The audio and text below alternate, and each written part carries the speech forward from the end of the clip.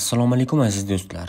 Bugun sizlarga 1001 hadis kitobidan yana bir go'zal hadisni taqdim etamiz. Diqqat bilan tinglang. Bu hadis hayotimizga nur va ibrat olib kiradi.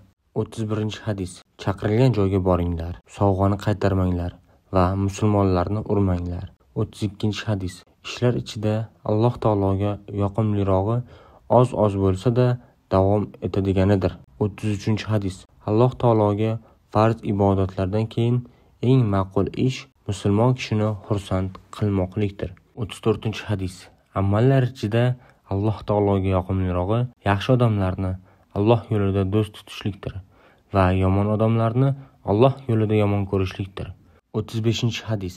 Ismlarning orasida Alloh taologa yoqimlirog'i uning bandasi mazmunini beradiganidir. Masalan, Abdul Halim, Abdulloh va hokazo nomlarning rostrog'i g'ayratli, dehqon kabi mazmunlarga ega bo'lganidir.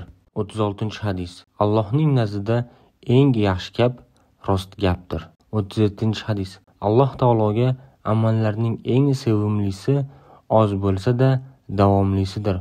38-hadis. Allohning nazdida taomlarning eng mahbubi ko'pchilikning qo'li bilan yeyiladigan taomdir.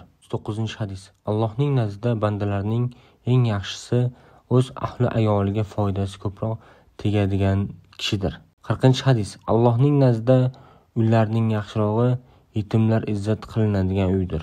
Muallif Abdulaziz Mansur 1001 hadis kitobidan. Har bir hadis qalb uchun nur. Shu nurni boshqalarga ham yetkazing azizlar. Kanalga obuna bo'ling. Navbatdagi hadisni o'tkazib yubormang.